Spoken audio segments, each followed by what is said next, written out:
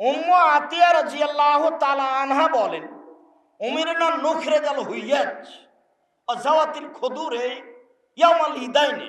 আল্লাহর নবী বললেন, মহিলারা শুনো, ঋতুবতী মহিলাকে ঈদের মাঠে যেতে হবে, যুবতী মেয়েদেরকে ঈদের মাঠে যেতে হবে, যাদের হায়েজ হয়েছে তাদেরকে ঈদের মাঠে যেতে হবে, যারা যুবতী মেয়ে তাদেরকে ঈদের মাঠে যেতে হবে।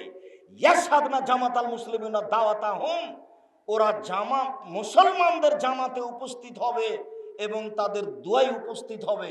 আব্দুর রাজ্জাক সাহেব, দোয়া মানে কি হাত তুলে দোয়া? জি না, ইকাব্বিরনা মান নাসে, ওই ঋতুবতী মহিলারাও তাকবীর পাঠ করবে অন্যান্য পুরুষের সাথে। আল্লাহু আকবার, আল্লাহু আকবার, লা ইলাহা ইল্লাল্লাহ, আল্লাহু আকবার, আল্লাহু আকবার, ওয়ালিল্লাহিল হামদ। ঋতুবতী মহিলারা কোরআন মাজিদ পড়বে, ঋতুবতী মহিলারা সুবহানাল্লাহ বলবে, ওরা আলহামদুলিল্লাহ বলবে, ওরা তাকবীর পাঠ করবে। ওরা সালাত আদায় করতে পারে না, ওরা তওয়াফ করতে পারে না, হজ উমরা করতে গিয়ে তওয়াফ করতে পারে না, সালাত আদায় করতে পারে না, দুইটা জিনিস পারে না।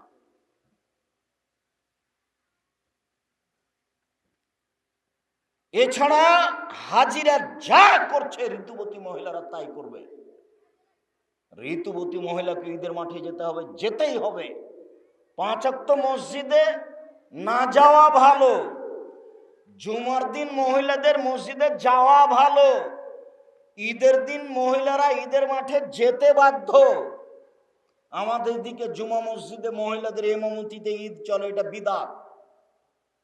মহিলাদের ইমামতিতে মসজিদে চলে না সালাত, এটা বিদআত, এটা করা যাবে না। এখান থেকে বেঁচে থাকতে হবে, ঈদের মাঠে যেতে হবে মহিলাদেরকে। জায়গা এবছরই করতে হবে, নইলে ওরা রাস্তায় দাঁড়াবে, নইলে ঈদের মাঠ নদীর এত মাঠে হবে, নইলে স্কুল মাঠে হবে। যেখানে ব্যবস্থা আছে সেখানে ঈদের মাঠ হবে, মহিলাদেরকে ঈদের মাঠে যেতেই হবে। যেটা মূল কথা, একজন বলল, আল্লাহর নবী এহদানা লাইসা লাহা জিলবাব, আমাদের কারো যদি চাদর না থাকে, তার মানে চাদর ছাড়া তারা বাইরে যাবে না। আমাদের যদি কারো চাদর না থাকে তাহলে সে কি করবে? সে ঈদের মাঠে কেমনে যাবে? তখন আল্লাহ রাসূল বলছেন, লেতুল বিসামিন সাহেবাতামিন জিলবাবিহা, কোন মহিলা তার সঙ্গীকে সাথীকে বান্ধবীকে চাদর দিয়ে দিবে, আর একজনের চাদর নিয়ে ঈদের মাঠে যাবে। দুইটা কথা, আর একজনের চাদর নিয়ে ঈদের মাঠে যেতে হবে, গায়ে চাদর দিয়ে যেতে হবে, জরুরি। উপস্থিত বৈঠকের মুসলিম বোন, এদিক লক্ষ্য করেন। এই মেয়ে, কথা বলছো কেন? তোমার কথাই তো বলছি, মুখখান বন্ধ রাখতে পারো না? উপস্থিত বৈঠকের মুসলিম বোন, আপনাকে লক্ষ্য করে কয়েকটা কথা বলছে, এখানে আপনি একটু খেয়াল করেন তো। আয়েশা রাদিয়াল্লাহু তাআলা আনহা বলেন, একদা আল্লাহর নবীর রাতে ঘরে ঢুকলেন, রাতে ঘরে ঢুকে ধীরে ধীরে জুতা কাপড় চোপড় খুলে বিছানায় রেখে দিলেন। তিনি আমার পাশে শুয়ে গেলেন। তিনি ভাবলেন আমি ঘুমিয়ে গেছি। আমি আয়েশা ঘুমাইনি, আমি ভান করে ঘুমিয়ে আছি, আমি দেখব তিনি উঠে কি কোনো অন্য স্ত্রীর কাছে যান নাকি। আয়েশা রাদিয়াল্লাহু তাআলা খুব বুদ্ধিমতী মহিলা, তো উনি বলছেন আমি ভান করে ঘুমিয়ে আছি। এবার আল্লাহর নবী উঠলেন, ধীরে ধীরে জুতা স্যান্ডেল কাপড় চোপড় নিলেন, ধীরে দরজার বাইরে গিয়ে দরজাটা বন্ধ করে দিলেন। আয়েশা রাদিয়াল্লাহু তাআলা বলছেন আমিও উঠলাম, দেখি কোথায় যান। তা আমিও কাপড় চোপড় গুটিয়ে নিলাম, গায়ে মাথায় দিয়ে নিলাম। গভীর রাত, আমি ঘর থেকে বের হয়ে দেখলাম ওই যে বাকিউল গারকাদ কবরস্থান, ওইখানে তিনি কবর পাড়ে গিয়ে হাত তুলে দোয়া করছেন। তো গভীর রাতে কেউ নেই, ফাঁকা, ওইখানে শুধু স্বামী, উনি ঘর থেকে বের হচ্ছেন কাপড় গায়ে দিয়ে। আপনি তো বলবেন, আব্দুর রাজ্জাক সাহেব আপনি আমাদের উপরে এত ক্ষিপ্ত হন কেন? আমি আপনার উপরে ক্ষিপ্ত হইনি, আপনাকে তো আমি খাদিজার মতো মনে করি, আয়েশার মতো মনে করি। দেখেন তো আপনি, 1 মিনিট এদিকে দেখেন।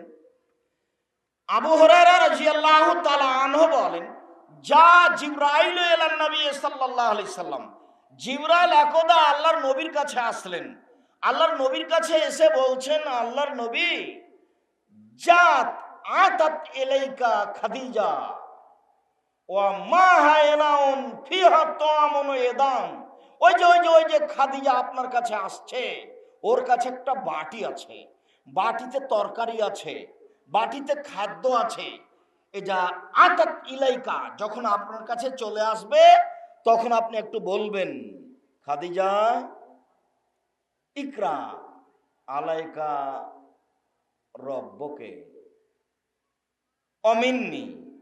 আপনি একটু খাদিজাকে আল্লাহর পক্ষ থেকে আর আমার পক্ষ থেকে সালাম দিয়ে দিবেন। আপনি বলবেন, খাদিজা আল্লাহ তোমাকে সালাম দিয়েছে।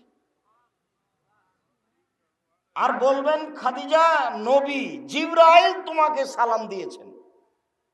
আমি অনেক সময় বলেছি আয়েশা সবচেয়ে দামি মহিলা, তবে বিবরণে বোঝা যায় খাদিজা রাদিয়াল্লাহু তাআলা আনহা সবচেয়ে দামি মহিলা।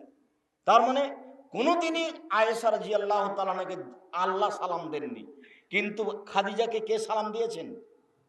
আল্লাহ সালাম দিয়েছেন। অবাশ্যেরহা, খাদিজাকে একটা সুসংবাদ দিয়ে দিবেন, তার জন্য একটা জান্নাতে ঘর তৈরি করা হয়েছে হীরা মুক্তা মাণিক্য দ্বারা, যেখানে কোনো হইচই নেই। নেন দেখেন তো, আপনি দেখেন তো খাদিজাকে।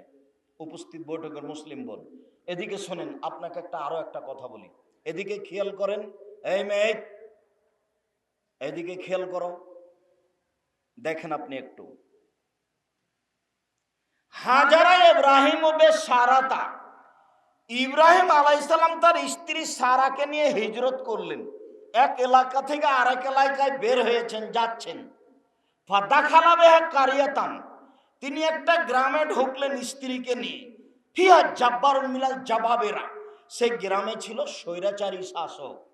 কিলালাহু, তাকে বলা হলো, দাখালা ইব্রাহিম মাহু ইমরা হে মিন আহসানিন নিসায়ে, ইব্রাহিম নামে একটা লোক এই এলাকায় ঢুকেছে, তার সাথে একজন মহিলা রয়েছে, সে আরব ভূখণ্ডে সারা পৃথিবীতে সবচেয়ে সুন্দরী মহিলা। এর অর্থ দুইটে। ইব্রাহিম আলাইহিস সালামের স্ত্রী সারা ওই সময়ে পৃথিবীতে সবচেয়ে সুন্দরী ছিলেন, আর না হয় সারা পৃথিবীতে যত নারী এসেছে আসবে আছে সবার চেয়ে সুন্দরী ছিলেন।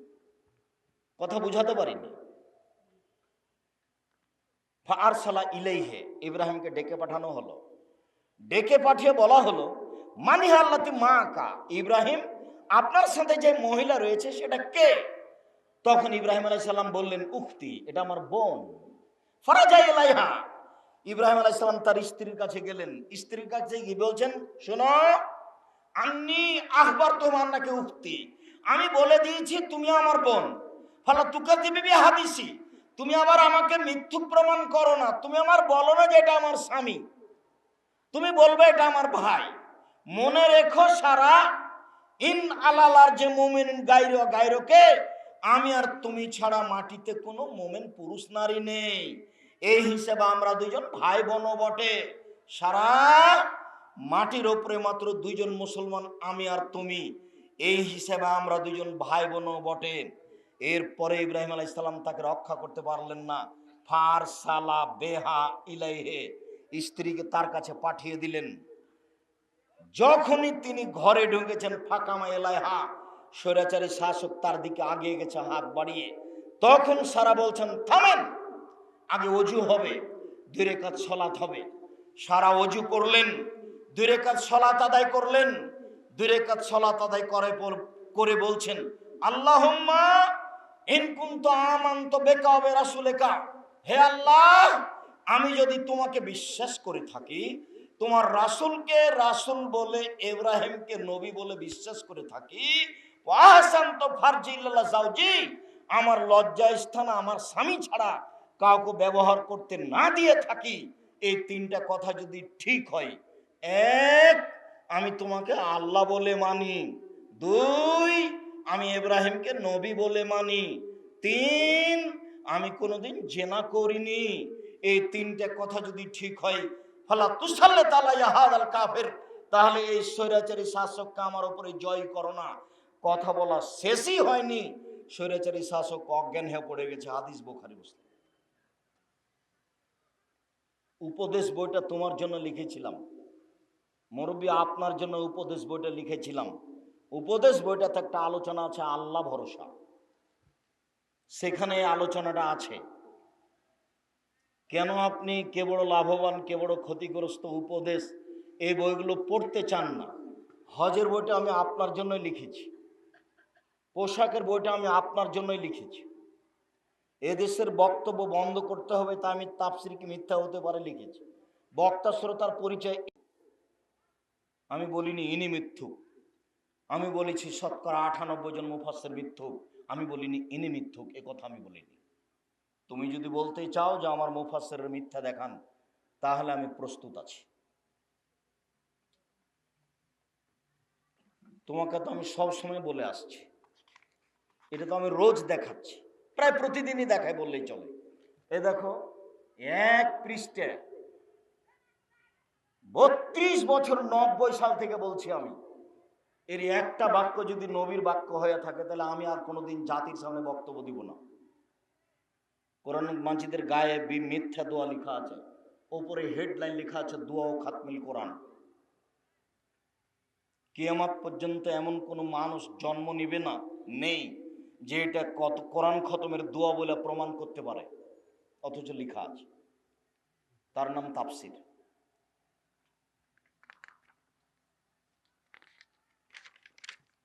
এত এই পৃষ্ঠায় ছোট করে লেখা আছে নিচে,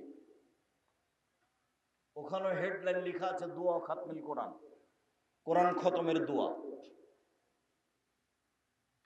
আমি 30 বছর থেকে কেউ ঠিক বলে প্রমাণ করতে পারেনি, আমি আমার মরা পর্যন্ত সময় দিলাম। আমি এই কথা বলে, আমি তো আর আপনার বাড়িরই মানুষ, আমি আর কোথায় যাব, আমি তো আপনার বাড়িতেই থাকি। আমি এই কথা বলে একটা জিনিস আপনাকে আমি আশ্বস্ত করতে চেয়েছি, যেহেতু আমি আপনার বাড়ির মানুষ, আপনার ভাই, আপনার ভাতিজা, তাহলে আপনি আমার উপরে আস্থা রাখেন, ভালো হবে। উপেক্ষা করে চলার চেষ্টা করিয়েন না।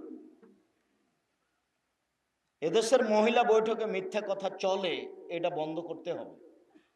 কালকে আমি আলোচনা করছিলাম 9 ধরনের সলাত, তার মধ্যে একটা ছিল সলাতুল আওয়াবিন। তো সলাতুল আওয়াবিন হবে 10:30 11টার সময়। আমাদের মহিলা বৈঠকে সেটা চালু করেছে মাগরিবের পরে 6 রাকাত। মাগরিবের পরে 6 রাকাত সলাতুল আওয়াবিন পড়লে কাবিরা গুনাহ হবে, বিদাত হবে। তো মহিলা বলেছে যে মিথ্যা কথা বলে, তাই বলেছে। ও তো বুবু দিয়ে চলে, বক্তব্য চলে, কি দিয়ে? ও তো বুবু দিয়ে বক্তব্য চলে। আমি তো না করেছি, আমি ওর স্বামীকে না করেছি, ও তো বহুদূরের কথা। আমি এই হুজুরকে না করেছি, ও মহিলা তো বহুদূরের কথা। ওকে তো আমি ভাবতেই পারি না দিন প্রচারের জন্য। সম্মানিত দিনী ভাই বোন, আপনি মনে রাখবেন, রাসূল সাল্লাল্লাহু আলাইহি সাল্লাম বলেন, বাল্লিগু আন্নী ওয়ালা আয়া, পৃথিবীর মানুষ আমার একটা কথা জানা থাকলে বলো, ও হাদিসুন বানি ইসরাইলের কাহিনী বলো। মান কাযাবা আলাইহি মুতাআম্মিদান ফালিয়াতাবাওয়া মাকাদাহু মিনান নার। কেউ যদি কোনো কথা আমার নামে বলে, সেই কথা যদি আমার না হয়, তাহলে তার থাকার জায়গা জাহান্নাম। জুব্বা যত বড় হোক, পাগড়ি যত বড় হোক, আলখাল্লা যতই বড় হোক, বিচারের মাঠে বাঁচার কোনো পথ নেই। এই দোয়া যদি নবীর দোয়া বলে চালিয়ে দেওয়া হয়, এরই নাম নবীর নামে মিথ্যা কথা। নবীর নামে যারা মিথ্যা কথা প্রচার করছে, তাদের বাঁচার পথ নেই। জানাজাকে সামনে রেখে বক্তব্য চলবে না। মাটি দেওয়ার পরে সবাই মিলে দাঁড়িয়ে দোয়া করা যাবে না। মুমূর্ষ জান মরে মরে, ওর সামনে ওর পাশে কোরআন মাজিদ পড়া যাবে না। মরা মানুষের নামে দাওয়াত দেওয়া যাবে না। সবাই মানুষ বেশি হয়ে গেছে, তাই এক ডালি মাটি নিয়ে সবার হাতে ছয়ে দিয়ে কবরে দিয়ে দিল, এটা চলবে না। লাশকে ডান কাতে লাগিয়ে রাখতে হবে, চিৎ করে শোয়ানো যাবে না।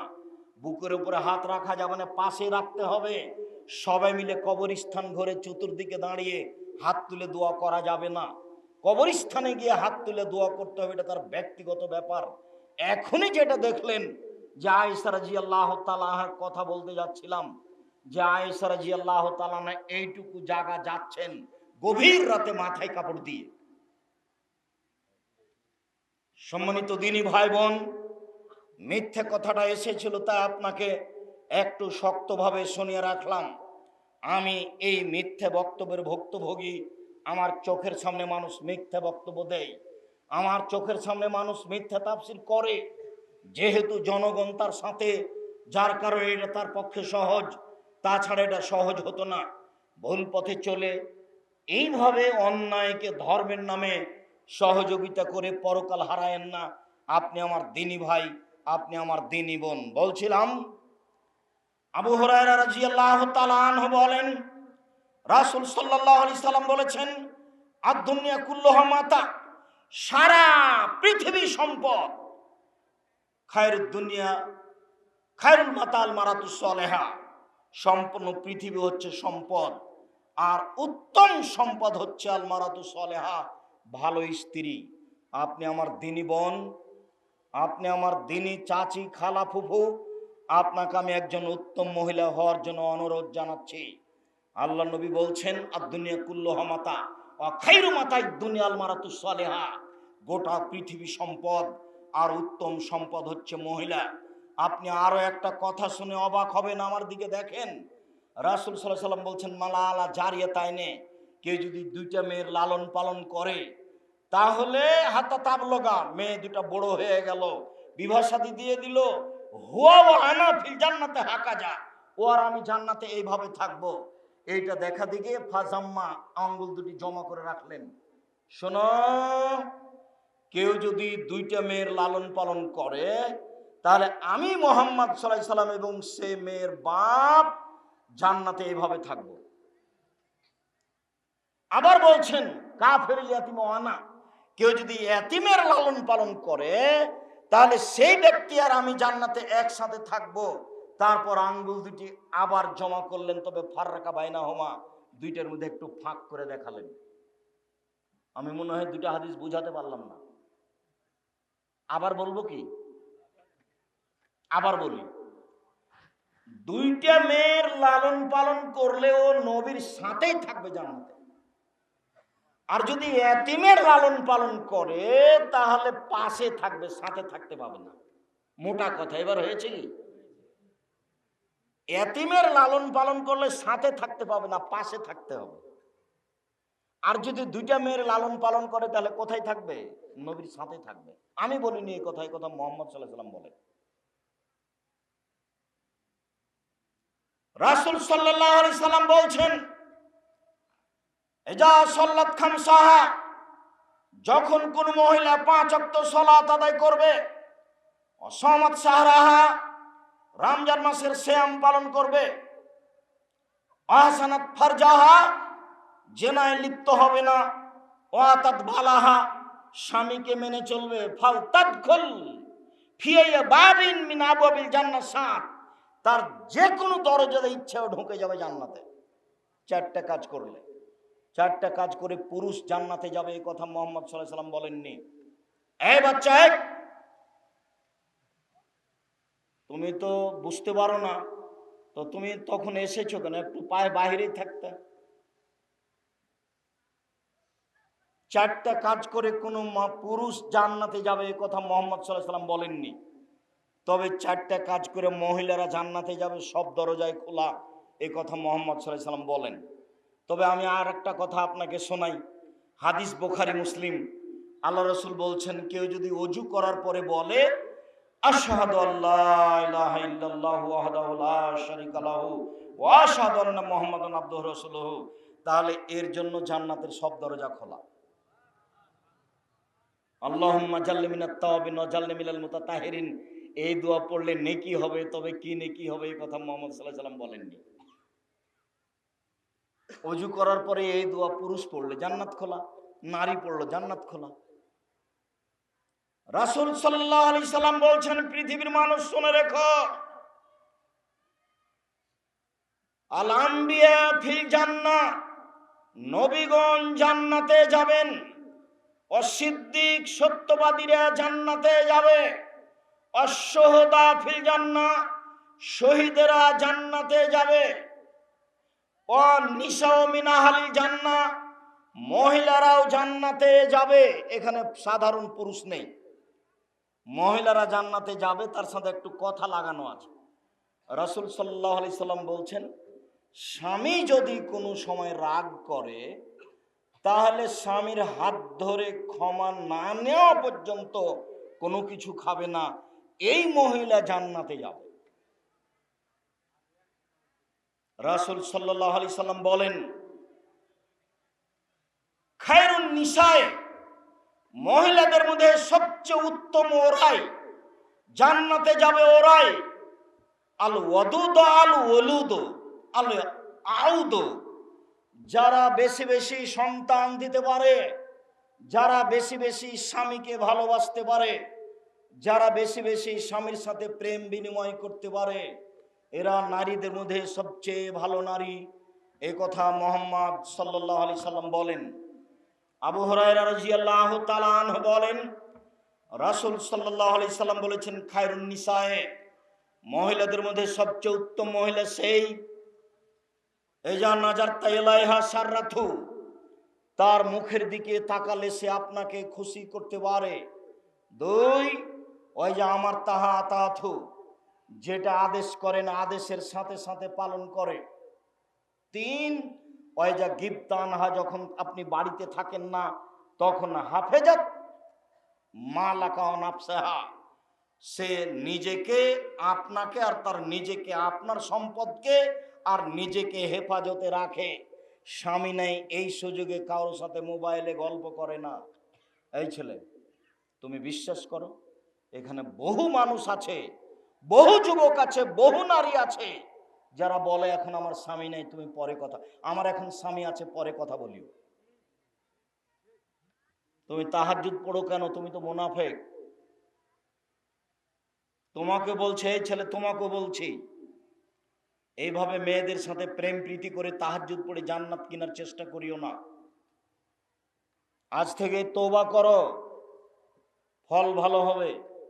আস্তাগফিরুল্লাহ ওয়া আতুবু ইলাইহি বলে কান্নাকাটি করে আল্লাহর কাছে সাহায্য চাও। যদি আল্লাহর কাছে কান্নাকাটি করে সাহায্য চাইতে পারো, তাহলে কালকে তুমি বিচারের মাঠে বিশেষ ছায়াতলে থাকবা। আল্লাহর নবী বলেন, যেদিন বিচারের মাঠে কোনো ছায়া থাকবে না, সেদিন 7 শ্রেণীর মানুষ আল্লাহর বিশেষ ছায়াতলে থাকবে। তার একজন হচ্ছে যে সম্ভ্রান্ত পরিবারের সুন্দরী নারী, তাকে জেনার কথা বলল, তখনও বলল ইন্নী আখাফুল্লাহ, আমি আল্লাহকে ভয় করি। তুমি এরপর থেকে সে যদি রিং দিয়ে কথা বলতে চাই, তাহলে তুমি বলিও আমি আল্লাহকে ভয় করি, আমি তোমার সাথে কথা বলবো না। তুমি দুশ্চিন্তা ভোগ করিও না, বিচারের মাঠে তোমার জন্য বিশেষ ছায়া আছে।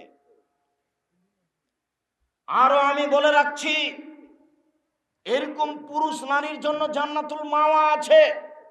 আল্লাহ তাআলা বলেন, ওয়ানাহান নাফসা আনিল হাওয়া ফাইনাল জান্নাতা হিয়াল মাওয়া, ফাইনাল জান্নাতা হিয়াল মাওয়া। যারা অশ্লীল কাজ থেকে নিজেকে বিরত রাখতে পারে তাদের জন্য জান্নাতুল মাওয়া রয়েছে। যারা অশ্লীল কাজ থেকে বিরত রাখতে পারে নিজেকে, তাদের জন্য জান্নাতুল মাওয়া রয়েছে। এ কথা আল্লাহ তাআলা বলেন। অতএব আপনি আগিয়ে আসেন, আপনার জন্য ভালো হবে, এই কথাই ঠিক। সম্মানিত দিনী ভাই বোন, শাওবান রাদিয়াল্লাহু তাআলা আনহু বলেন, আমরা একদা আল্লাহ রাসূলকে জিজ্ঞাসা করলাম, আইয়ু মালিন ফানাত্তাখিজাহু, কোন সম্পদকে আমরা সঞ্চয় করে রাখবো, যাকাত লাগবে না। আল্লাহর নবী বলেন তো, সঞ্চিত সম্পদ কোনটি যাতে যাকাত লাগে না? তখন আল্লাহ রাসূল বললেন, সঞ্চিত সম্পদ 3টি। এক, লিসানুন জাকির, ওই জিহ্বা, যে জিহ্বা সুবহানাল্লাহ আলহামদুলিল্লাহ বলতে পারে। আজকে চাটাডুবি, ওই চাটাডুবি নাকি ওটা ইসলামপুর চাটাইডুবি, ওই মাদ্রাসাতে ওই খাতমে বুখারী ছিল, তো শেষের যেটা হাদিস, সে হাদিসটাতে একটা তাসবিহ আছে, সুবহানাল্লাহি ওয়া বিহামদিহি সুবহানাল্লাহিল আযীম। তো এইটা বিচারের মাঠে নেকির পাল্লাই সবচেয়ে ভারী হবে। তো ওর কোনো বার নাই, যে যা পারে। তো মুখে একটু বলতে শিখতে হবে। আজে বাজে কথা তো দিনরাত মুখে চলছে, দোকানে বসে তা আড্ডা পিটা সময় কাটাচ্ছেন, অথচ আমি আড্ডা পিটা হারাম বলেছি, যে আপনি দোকানে বসবেনই না, দোকানে আপনি যাবেনই না, জিনিস কিনতে গেছেন, কেনার সাথে সাথে ফিরে আসবেন। ওই সম্পদ সবচেয়ে উত্তম সম্পদ। যে জিহ্বা আল্লাহকে ডাকতে পারে, এইটা মানুষের জীবনে সবচেয়ে দামি সম্পদ। দুই, কালবুন শাকের, ওই অন্তর যে অল্পতে খুশি হতে পারে।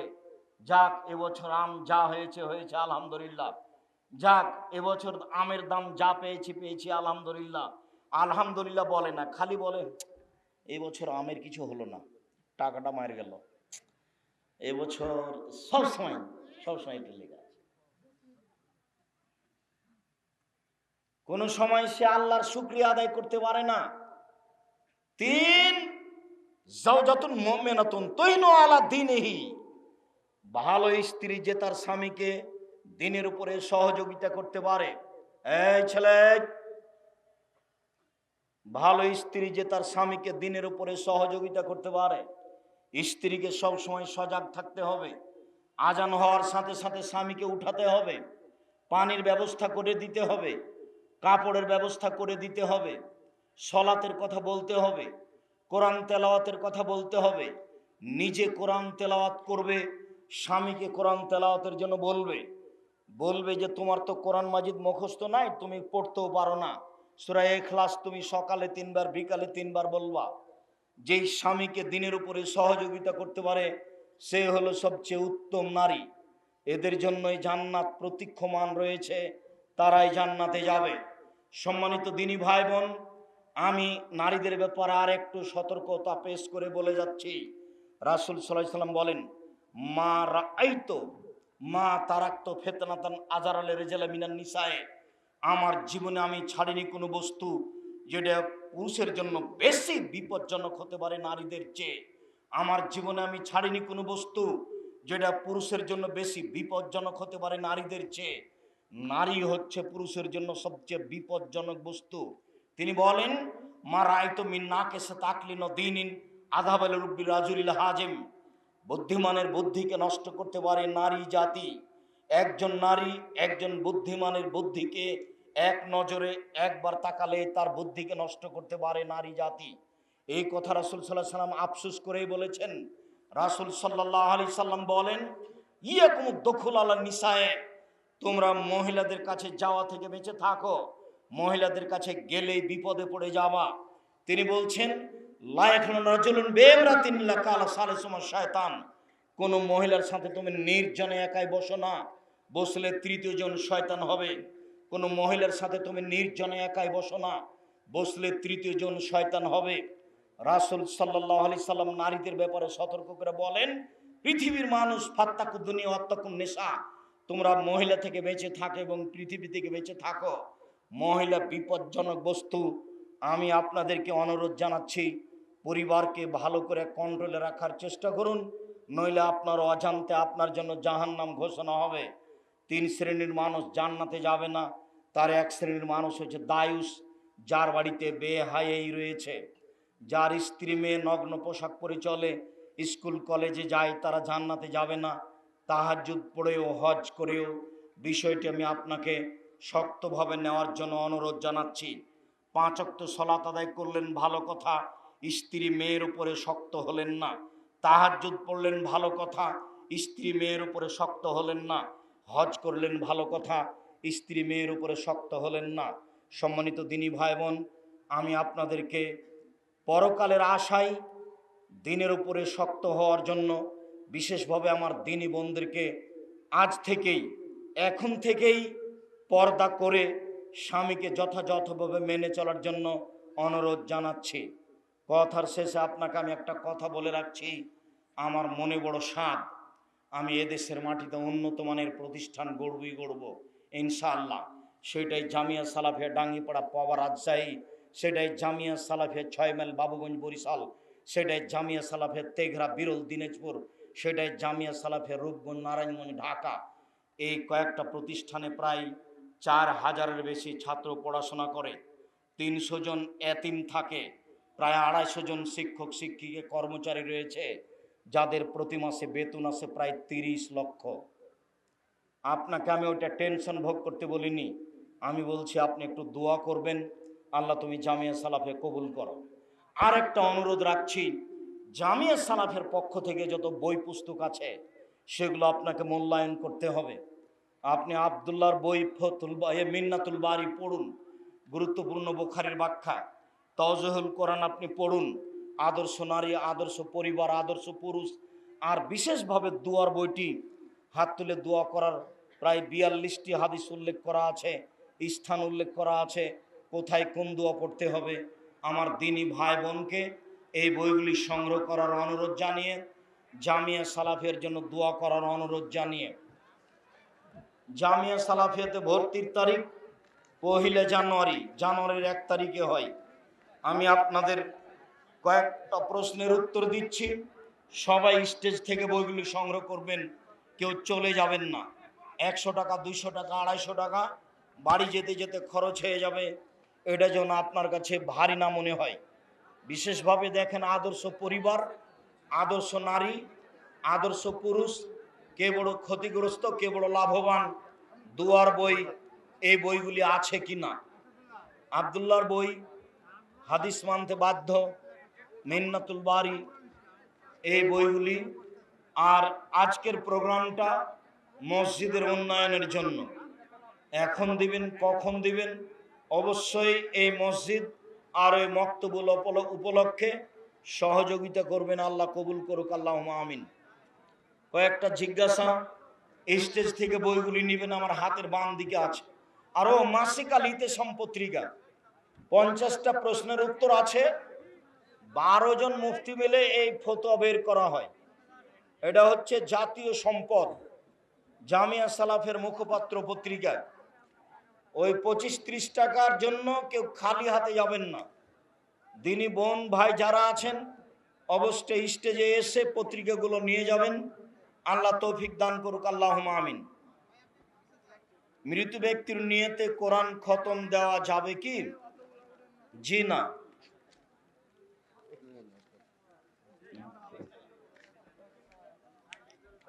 নিজের দোকানের সামনে নিজের ছবি টাঙ্গিয়ে ব্যবসা কি বৈধ হবে? জি না। দাড়ি কাটা ব্যক্তি কি ফাসেক, তাকে নামাজের ইমাম বানানো যাবে?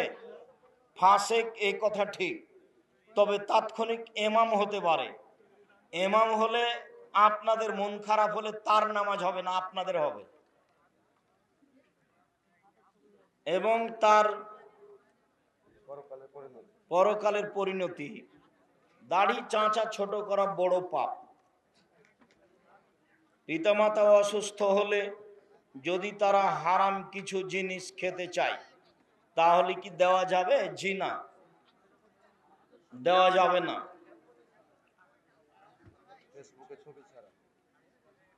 প্রোফাইলে কি ছবি পোস্ট করা যাবে? জি না। আপনার যে দেখি ছেলে মেয়ে কেউ নয়। আমাদের বক্তব্য আছে, তোমরা যদি দিন হিসাবে ব্যবহার করো তাহলে কোন রকম করে বলতে পারি যে চলে। তবে আমি ব্যক্তিগতভাবে ছবি উঠাই না। সবাই বইগুলো নিয়ে যাবেন, কেউ খালি যাবেন না। আর মাসিক আল ইতেসাম পত্রিকা কেউ ছেড়ে যাবেন না। মহিলা কি মহিলা ইমাম হয়ে তারাবির নামাজ পড়াতে পারবে? জি পারবে। ঈদের পারবে না, আর জুমার পারবে না। মহিলাদের ইমামতি ঈদের মাঠে চলবে না, আর জুমার সালাতের জন্য চলবে না। এমনি তাহাজ্জুদ সালাত, তারাবির সালাত মহিলাদের ইমামতিতে চলবে। রাসূল সাল্লাল্লাহু আলাইহি সাল্লাম কি দাড়ি কাটা লোকের হাতে বায়াত গ্রহণ করেনি? মর্মে যে হাদিস আছে তা এরকম হাদিস আমার অবগতিতে নেই। আমি আমার সমাজে একই আহলে হাদিস মসজিদে নামাজ পড়তে গেলে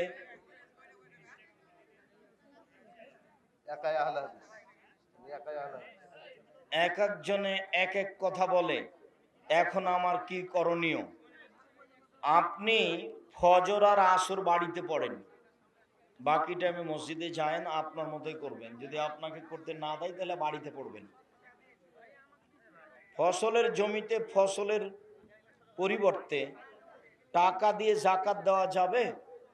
জি না, সরাসরি শস্যই হস্তান্তর করতে হবে। যারা শস্য নিবে জাকাত তারা বিক্রি করবে। শায়েখ মসজিদের সামনে সাধারণ পাকা অথবা বাঁধানো কবর থাকলে সলাত আদায় করা যাবে?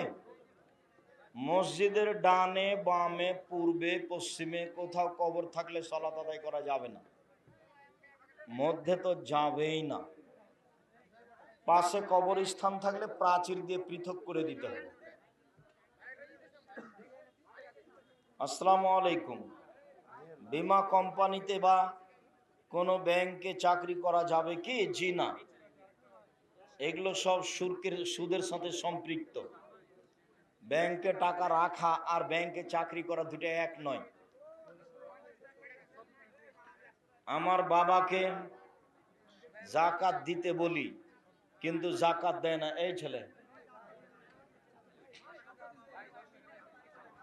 আমার বাবাকে জাকাত দিতে বলি কিন্তু জাকাত দেয় না, আমি কি পাপী হব? তুমি বলতে থাকো, ইনশাল্লাহ পাপী হব না। আর তুমি যখন টাকা পয়সার নিজে মালিক হয়ে যাবা তখন তোমারটার জাকাত দিও, আর তুমি তোমার বাপকে বলতে থাকো। তাকবীরে তাহরিমা বেঁধে সূরা ফাতিহা পড়া রুকু থেকে কি রাকাত গণ্য হবে? ফাতিহা ছাড়া? ও হ্যাঁ, রুকুই রাকাত। রুকুতে যদি আপনি যেতে পারেন তাহলে রাকাত হয়ে গেছে।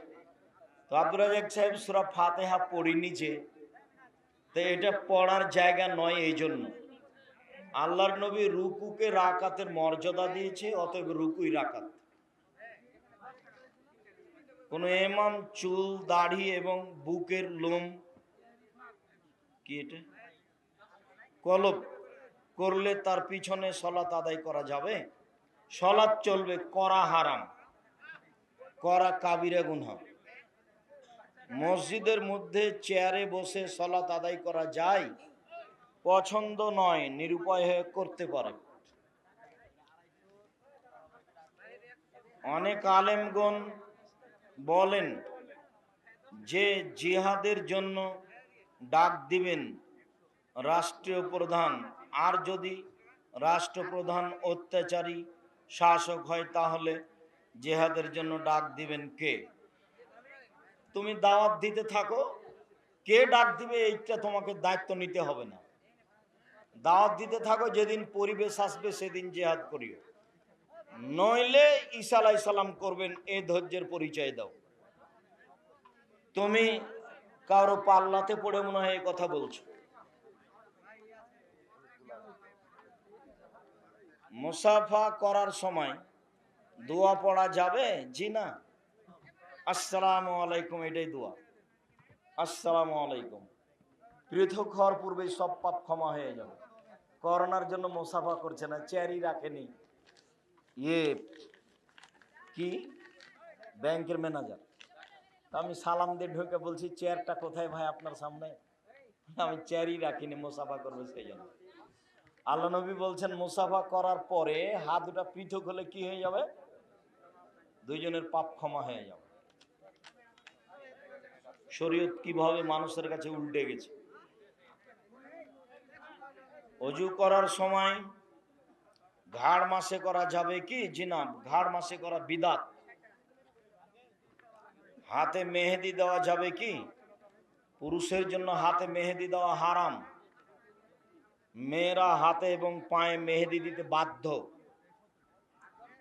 ছেলেদের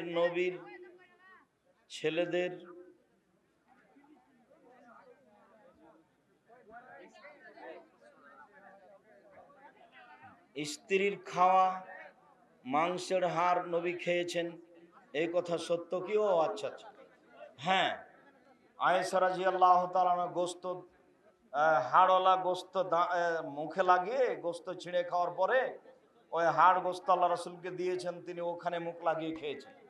এটা স্বামী স্ত্রীর ভালোবাসা। গিলাসে পানি পান করার পরে আয়েশা রাদিয়াল্লাহু তাআলা গিলাসটা আল্লাহর নবীকে দিয়েছেন। আল্লাহর নবী গিলাসের ওখানে মুখ লাগিয়েছেন, যেখানে তিনি মুখ লাগিয়ে পানি পান করেছেন। এটা অতিরিক্ত ভালোবাসা দেখানোর পরিচয়। কাতারে একাই দাঁড়ানো যাবে? জি, যখন সামনের কাতারে ঢোকার কোনো পথ নেই, আর কেউ নেই, তখন আপনি দাঁড়িয়ে থাকতে পাবেন না, একাই দাঁড়িয়ে যাবেন, কাউকে টেনে নিতে পাবেন না। মসজিদের মাঝে পিলার থাকলে তার পাশে মিলিয়ে নামাজ পড়া যাবে কি? মানে পিলারের ভিতরে কাতার করা যাবে না। আমি কথাটা ভালো বুঝিনি। পিলারের ভিতরে কাতার চলবে না। ওই যে একটা পিলার, এই যে একটা পিলার, এখানে কাতার হবে না, নিষেধ। ওটা গোটাটাই ফাঁকা থেকে যাবে। জামিয়া সালাফিয়া ডাঙ্গিপাড়া তোমরা একবার যাও না কেন যুবকরা? এই শোনো, কবে সম্মেলন গো? 22-23 ডিসেম্বর। সবাইকে আন্তরিকভাবে দাওয়াত দিচ্ছি। মসজিদটা তো দেখতে যাবা, একটা স্বাদ হওয়া দরকার। দেশের বিদেশের অনেক আলেম সেখানে। 26 বিঘা জমির উপরে এই প্রতিষ্ঠান ডাঙ্গিপাড়া, রাজশাহী। কত বিঘা? 26 বিঘা। রূপগঞ্জ নারায়ণ 51 বিঘা জমির উপরে। সাদ করিও, আমি তো তোমার গ্রাম থেকে গিয়ে এত কষ্ট করছি ওখানে, তুমি একদিন বেড়াতেই যাবা না? একজন মহিলার দিবস হওয়ার পর কতদিন পর বিবাহ দেওয়া যাবে? মানে কি ডিভোর্স? ও আচ্ছা, তালাক হওয়ার। স্বামী যদি তালাক দেয় 90 দিন পরে, আর ও যদি নিজে তালাক নেয় খোলা তালাক, তাহলে 30 দিন পরে। মহিলা যদি নিজে তালাক নেয় তাহলে কতদিন পরে? 30 দিন। মহিলাকে যদি স্বামী তালাক দেয় তাহলে ও বিবাহ বসবে কতদিন পরে? 90 দিন।